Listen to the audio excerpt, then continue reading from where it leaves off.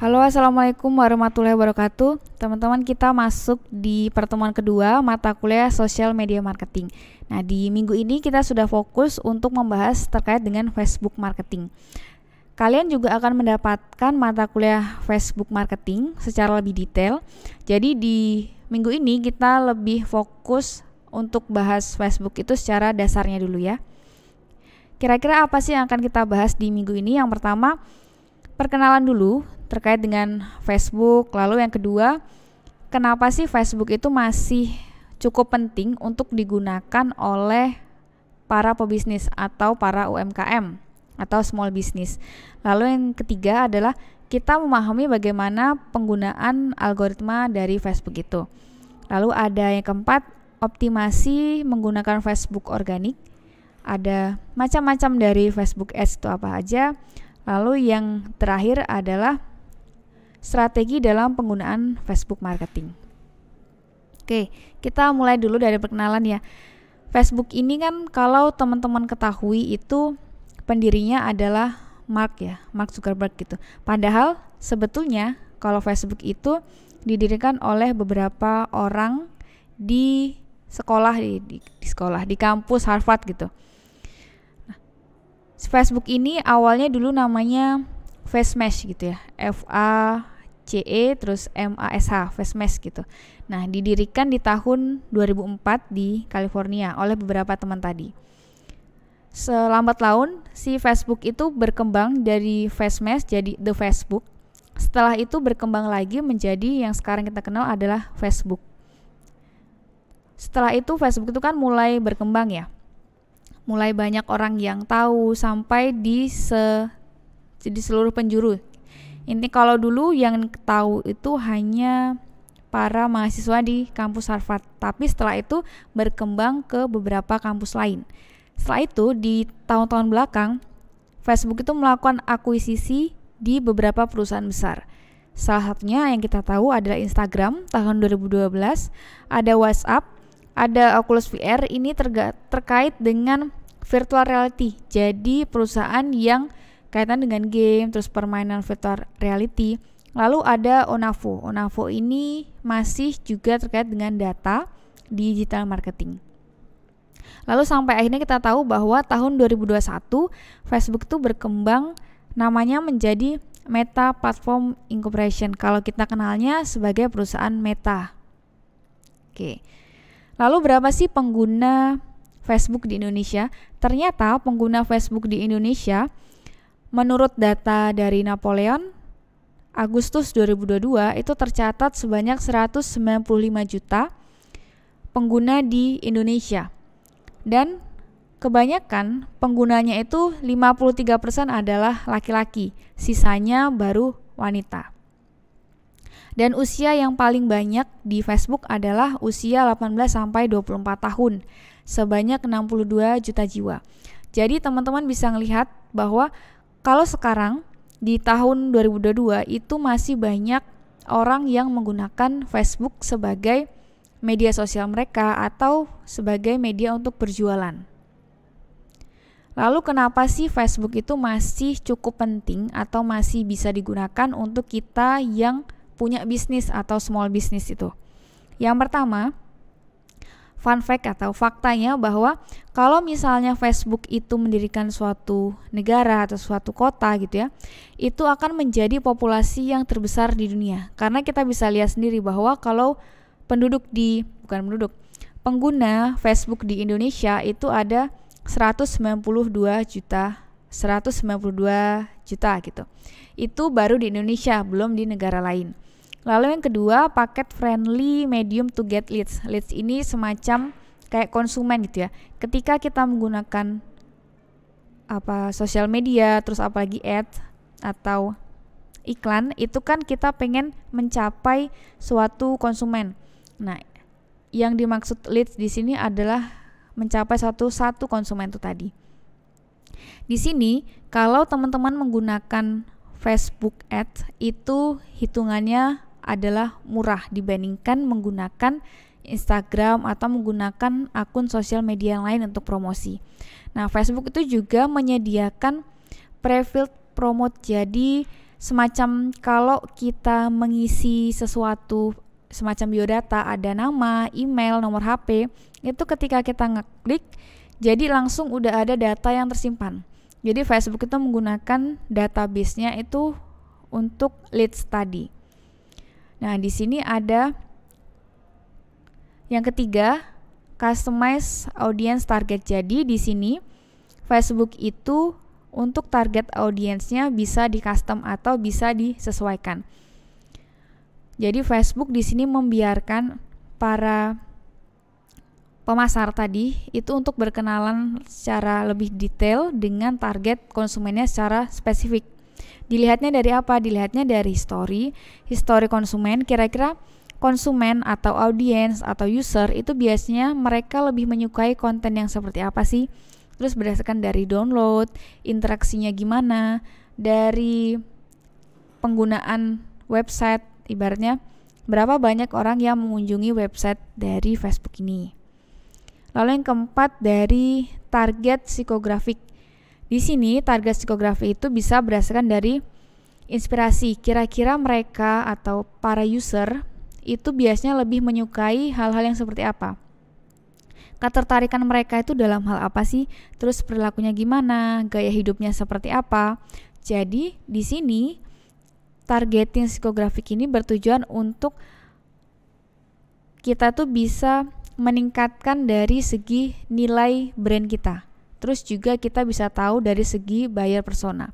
Buyer persona ini kan semacam konsumen kita, membentuk konsumen kita itu seperti apa sih? Apakah mereka itu orang-orang yang dengan pendapatan seperti ini atau orang-orang yang dengan kepribadian seperti ini atau seperti apa? Jadi buyer persona itu gambaran dari konsumen kita tuh seperti apa. Lalu yang kelima, kenapa Facebook itu masih penting? Di sini Facebook itu menyediakan yang namanya funnel targeting. Jadi ketika kita melakukan ads atau melakukan iklan di Facebook, itu Facebook ibaratnya kayak satu-satunya platform yang memberikan ada yang namanya funnel targeting. Jadi kita bisa tahu nih, sebetulnya kalau kita mau iklan di Facebook, kita tuh pengennya di bagian apa? Apakah kita pengen di bagian tahap awareness, pengenalan, consideration, mempertimbangkan tadi, atau sampai ke conversion. Lalu yang keenam ada analisis yang mendalam. Nah, analisis ini bisa teman-teman dapatkan walaupun kalian itu menggunakan Facebook secara organik, tidak menggunakan iklan gitu ya. Terus apa sih analisis yang akan diberikan oleh Facebook? Ada terkait dengan content performance. Jadi penilaian terhadap konten kita, kira-kira berapa sih orang yang misalnya nge-like, terus nge-share, komen, dan lainnya. Lalu ada audience insight. Jadi kira-kira orang yang misalnya nih nge-share terkait dengan konten kita itu berapa orang sih? Terus misalnya nih orang-orang seperti apa? Apakah kebanyakan laki-laki, perempuan, dari daerah mana? Terus mereka senangnya dengan hal apa? Seperti itu bisa tahu. Lalu ada traffic, berapa misalnya orang yang berkunjung gitu. Lalu yang terakhir adalah dari profile engagement, keterlibatan dari segi audience. Di sini teman-teman kira-kira masih aktif nggak dalam menggunakan Facebook? Biasanya kalau kalian aktif, itu kalian ngapain aja sih? Lalu teman-teman yang masih aktif, masih sering posting konten nggak di Facebook? Kalau misalnya masih aktif ya, teman-teman masih sering berinteraksi nggak antar user? Apakah kalau misalnya buka Facebook ya udah cuman buka aja, scrolling, cari berita, atau masih sering komen, bikin postingan atau yang lainnya? Atau kalau misalnya posting, kapan sih terakhir kali teman-teman posting? Coba silahkan kalian sambil membuka akun Facebooknya. Lalu kita di sini akan membahas terkait dengan algoritma Facebook yang organik. Jadi kalau teman-teman membuka akun Facebook kalian, antara satu orang ke orang lain kan pasti berbeda-beda ya. Dari segi timeline atau feeds-nya itu kan beda. Nah, gimana sih Facebook itu bisa menentukan algoritmanya atau menentukan berapa banyak orang yang misalnya nih muncul di timeline kita, siapa aja. Nah, itu berdasarkan dari waktu posting. Jadi, dilihat siapa sih orang yang misalnya aktif atau posting di saat itu, bisa jadi itu muncul di tempat kita. Tapi tergantung dari pengaturan di profil kita. Kalau profil kita hanya ingin ditampilkan teman-teman kita, bukan publik, nah berarti ini nanti tidak termasuk. Lalu dari jenis konten, kira-kira kita tuh senang dengan konten yang seperti apa? Apakah video, foto, terus juga berita atau yang lainnya. Lalu ada interaksi terbaru. Kira-kira kalau teman-teman aktif di Facebook ya, biasanya kalian itu baru-baru ini melakukan interaksi seperti apa? Apakah kalian sering nge-like, sering nge-share, terus komen, atau malah sering bikin konten, atau sering apa yang kalian lakukan di akhir-akhir ini? Lalu berdasarkan dari history. History kita akan bahas di slide selanjutnya. Nah, di sini ada contoh gambaran nih. Orang A, B, C, dan D. Orang A ini dia cenderung suka dengan konten apapun punya B. Jadi misalnya nih, B itu posting apapun gitu ya. Nah, si A ini selalu suka dengan konten si B. Konten si B itu berupa video biasanya. Lalu ada muncul C. C itu dia selalu posting juga, tapi kontennya itu foto. Nah, si A ini tidak akan suka atau cenderung nggak suka dengan konten C. Kenapa? Karena konten C itu berupa foto. Padahal si A tadi senangnya dengan konten B yang berupa video. Akhirnya Facebook itu merekomendasikan konten berupa video milik si D. Makanya kalau misalnya kita banyak muncul di feed atau explore gitu ya, biasanya yang muncul itu berdasarkan hal-hal yang kita sukai.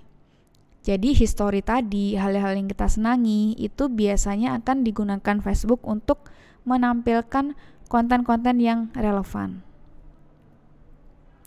Lalu, bagaimana sih optimasi Facebook kalau menggunakan Facebook organik? Yang pertama, kita perlu membangun history konten tadi. Jadi kita yang pasti harus mengupload nih, sering upload konten yang relevan dan berkualitas. Kita jualnya apa? Kita juga kontennya berdasarkan hal-hal yang kita jual tadi. Lalu interaksi dengan target pasar. Jadi jangan sampai nih konsumen itu kita diemin aja. Misal ada yang komen, langsung kita balas. Secepat mungkin kita juga bisa membalas. Terus interaksi ini bisa dari like, komen, terus juga memberikan hal-hal yang lainnya. Terus juga masih terkait dengan interaksi itu membalas komentar. Dan yang terakhir adalah konsisten dalam upload konten. Jadi jangan sampai nih konten harusnya seminggu sekali, terus karena kita nggak punya konten akhirnya 2 minggu sekali, atau mungkin sebulan sekali. Lalu Facebook itu menyediakan ads atau iklan apa aja? Yang pertama dari yang namanya itu Facebook page post. Di sini ada mungkin teman-teman yang pernah melihat ada postingan Facebook yang tulisannya sponsor atau paid promote gitu ya, terus menampilkan suatu postingan foto atau page. Nah, itu mereka ingin mendapatkan like, komen, dan share. Jadi keterikatannya itu intinya pengen dapatkan konsumen yang baru, setelah itu juga pengen mempertahankan konsumen yang ada dengan adanya interaksi tadi. Lalu yang kedua, Facebook itu ada yang namanya Facebook link click ad. Jadi di sini semacam memberikan konten tapi ada linknya. Jadi ketika kita ngelihat akun ini itu bisa langsung ngeklik. Yang ketiga ada websitenya. Di sini langsung ada website. Tujuannya apa? Untuk memperbanyak traffic yang ada di Facebook. Lalu yang maksudnya memperbanyak traffic yang ada di website. Lalu yang keempat berupa video ads, menampilkan video berupa ads. Lalu yang kelima adalah Facebook lead ads, ini yang tadi. Jadi langsung kayak ada form otomatis yang ketika kosong kita klik langsung berisi biodata kita. Terus kira-kira strategi apa sih yang harus kita gunakan ketika menggunakan Facebook? Yang pertama, kita perlu tahu dulu tujuan kita membuat Facebook ini apa. Jadi kita perlu tahu target dari bisnis kita tuh misalnya siapa. Jadi biar lebih tertata. Lalu yang selanjutnya adalah kita perlu menjelaskan dari segi audiens. Yang ketiga, teman-teman perlu membuat konten yang campuran. Nah, di sini ada 80/20 rules. Jadi 80% dari Facebook post kita atau postingan di Facebook kita harusnya berisi informasi, edukasi, entertain. Nah, sisanya 20 itu isinya adalah konten promosi. Jadi jangan sampai di konten media sosial kita itu 80% promosi atau mungkin 100% promosi. Jadi teman-teman harus selalu ngecek konten-konten kalian, jangan sampai full semuanya promosi. Lalu yang keempat, kita membuat konten kalender. Nah, ini konten kalender itu akan kita bahas setelah UTS. Jadi ada aplikasi tertentu yang memudahkan untuk scheduling konten. Lalu yang kelima, kita perlu melihat dari segi pesaing. Kira-kira pesaing kita tuh punya strategi apa sih? Nah, tujuannya apa? Tujuannya agar kita tahu peluang yang ada saat ini apa, terus strategi yang digunakan oleh konsumen itu apa. Yang kelima, kita perlu mengupload konten itu di waktu-waktu yang bijak. Tapi di sini keterangannya there is no best time. Tidak ada waktu yang terbaik untuk di Facebook gitu ya upload. Kok bisa gitu? Nah, penjelasannya di sini. Di sini ada beberapa perusahaan atau beberapa instansi yang dia itu mencari tahu atau menganalisis kapan sih waktu yang tepat yang digunakan oleh orang lain untuk posting sesuatu di Facebook. Dari data ini kita bisa lihat ya, setiap instansi itu mereka kayak punya pakemnya sendiri, bahwa misalnya nih HubSpot itu kita disuruh untuk update di jam 9 pagi, terus jam 1 sampai jam 3 sore, hari Kamis sampai Minggu. Beda lagi dengan Hootsuite. Hootsuite itu dari siang sampai jam 3 sore di waktu weekdays. Setiap instansi ini punya berbagai macam jamnya sendiri-sendiri. Terus kita nentuinnya gimana? Nah, kita sesuaikan dari target kita. Misalnya target kita tuh orang dewasa. Nah, kita sesuaikan dari kira-kira orang dewasa itu bukanya di jam berapa. Bisa teman-teman upload di jam pagi, jam-jam 9 gitu ya. Kenapa? Karena kalau jam 9, bukan jam 9 ya. Kalau di luar negeri jam 9 itu kan masih ke perjalanan, jadi mereka tuh ada waktu. Nah, di Indonesia biasanya waktu perjalanan untuk ke kantor tuh jam berapa? Nah, itu kita bisa upload di jam-jam itu, atau di jam-jam yang orang-orang itu aktif, jadi nggak yang terlalu malam atau mungkin terlalu pagi. Setelah kita mengupload waktunya tadi, selanjutnya jangan pernah membeli like atau followers, karena di sini nanti kita nggak akan mendapatkan dari segi keterlibatan antar konsumen. Jadi kita tuh nggak punya interaksi. Lalu yang terakhir adalah teman-teman jangan menghapus dari segi komentar yang negatif. Misalnya ada komentar negatif, jangan dihapus apalagi diabaikan. Kenapa? Karena nanti akan menggiring komentar-komentar yang jelek itu untuk masuk ke kita. Jadi lebih baik misalnya nih ada komentar jelek, silahkan langsung diatasi. Bisa dinegosiasi, dikoordinasikan atau dibicarakan. Jadi intinya jangan menghapus atau mungkin bahkan marah balik gitu ya. Oke teman-teman, mungkin itu aja presentasi atau penjelasan dari minggu ini terkait dengan Facebook marketing. Sekian dari saya, terima kasih. Wassalamualaikum warahmatullahi wabarakatuh.